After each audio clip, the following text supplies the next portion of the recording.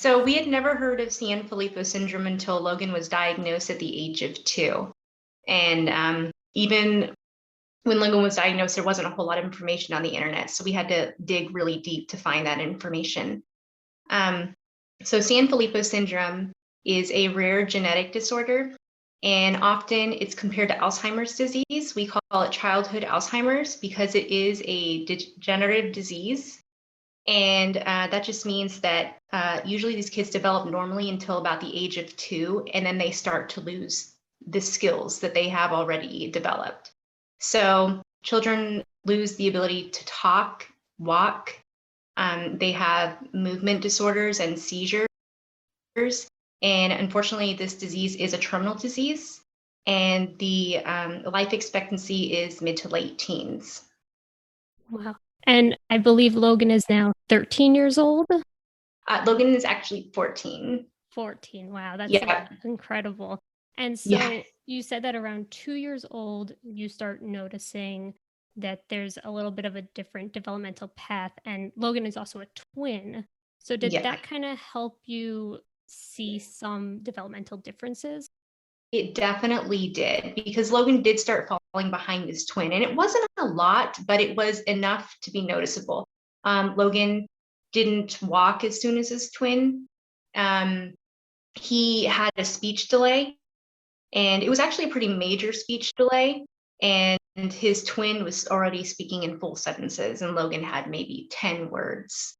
So it definitely helped with the fact that he had a twin. Yeah. Wow. And what was it like talking to doctors who just didn't know exactly how to help Logan and your family? Um, well, we were really lucky to have an amazing pediatrician, which is why Logan was diagnosed so early. But Logan had, but Logan had so many different symptoms that it was really confusing for us and our doctors and other specialists that we saw. So, he was already in therapy he was in OT, PT, and speech. He had sensory issues and obviously the speech delay. He was really unbalanced when he would walk, which we later found out was because of his ears. He had chronic ear infections and sinus infections. And then he was also having like gut issues. It was chronic diarrhea, this huge bloated belly. So we were seeing all these different specialists. And it was really hard to put everything together. It was kind of just treating individual things when it was really all one thing, if that makes sense. Yeah. And finally, his pediatrician was like, well, we aren't, all the doctors are saying we don't know, you need to get a second opinion. And his pediatrician was like, no, we need to do genetic testing. So we were really lucky to get genetic testing done he was like 1.5 at the time.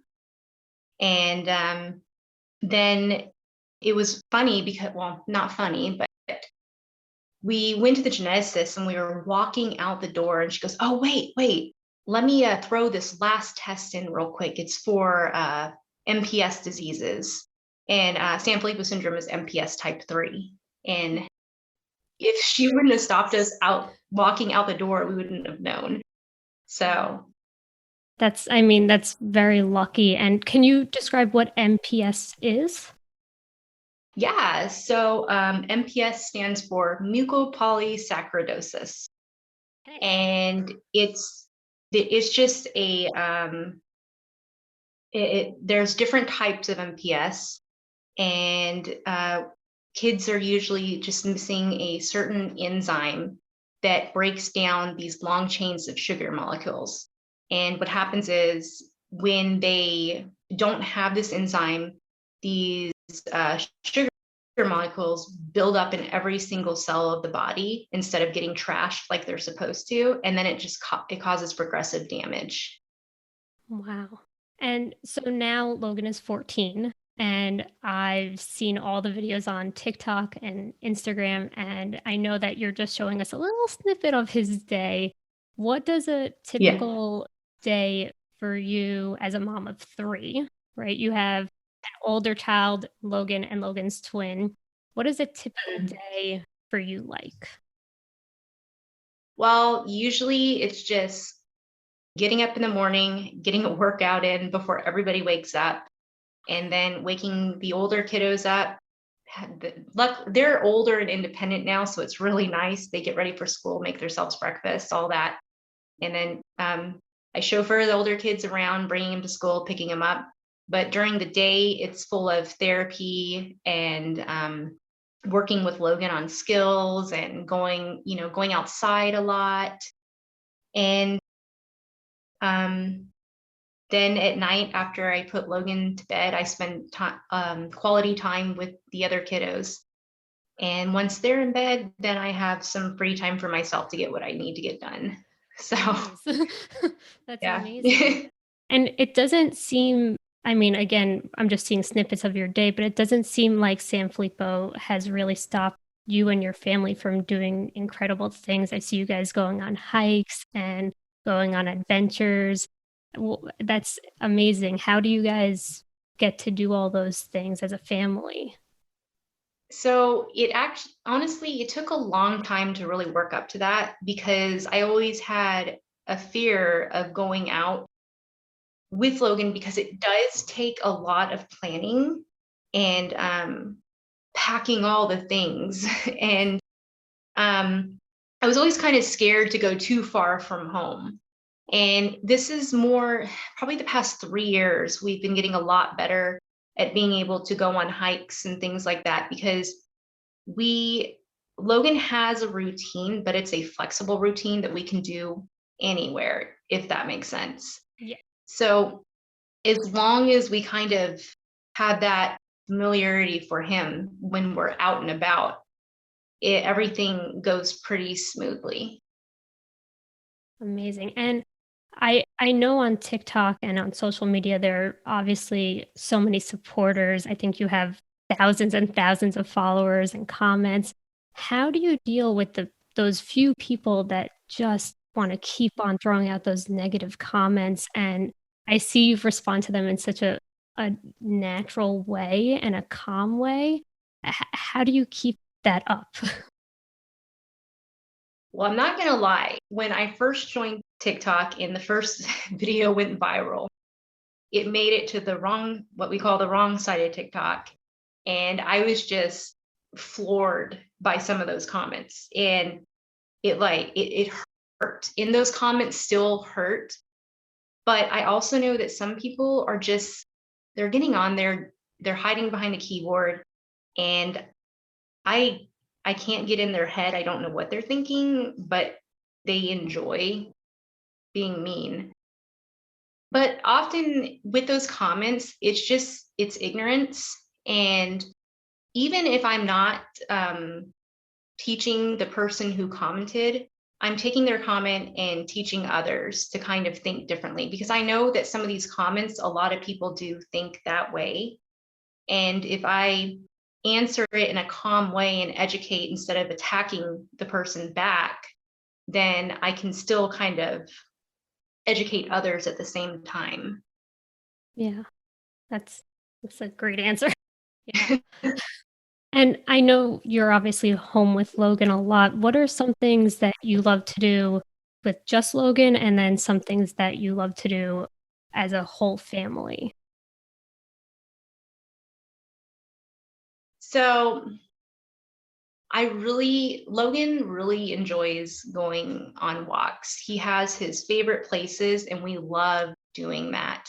Um, I love taking Logan for bike rides, and we really enjoy sitting down and watching Pixar movies. The other kids are a little big for that now, so they don't really like it. Um, but as a family, we really hiking is just one of our favorite things to do. And living in the Pacific Northwest, it's like endless areas to hike. So those are, I mean, hiking's like our main thing that we do. That's great. I mean, being in nature is just amazing, and watching the videos, you can just see how happy Logan is out there running around. I love when he's laughing and jumping on his trampoline. And I know you also get gifts from people. If people want to send Mhm. you gifts, what's the best way for them to do that? And is there anything in particular that Logan seems to enjoy more? Oh yeah, so we have a PO box, and it's in our link tree, the PO box address. And Logan, he loves board books and fidget toys, and that's usually what people like to send. Yeah, amazing. And as a mom of three and a wife, and I believe your husband has a job where he's not always able to be present, how do you do it all? How do you stay motivated? How do you always have a smile on your face and just carry on through the day? Honestly, lots of running. Running, like it clears my head. It's my me time. It helps a lot, but also just having a really good support system.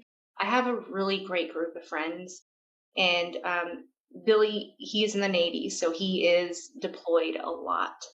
And having that group of friends, actually family, uh, is just amazing. I know that I can call on them anytime, and that that really is the main thing is just exercise, a great group of friends, and just always having people to talk to.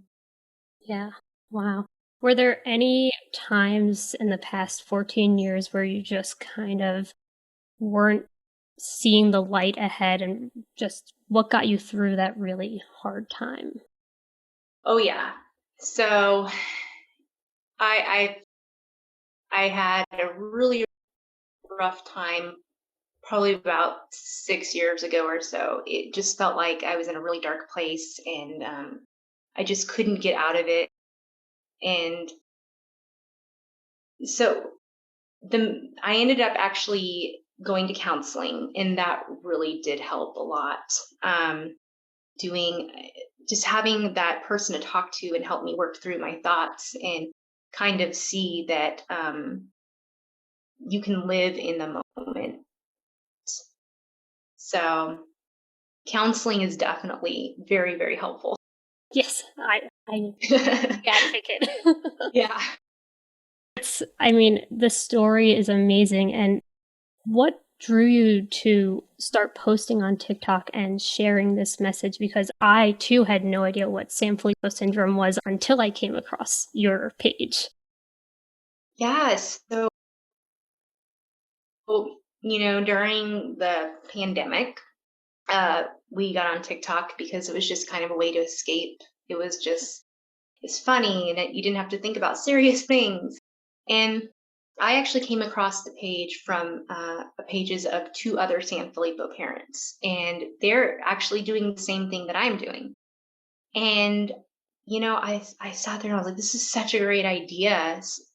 Just to spread awareness, get educate people.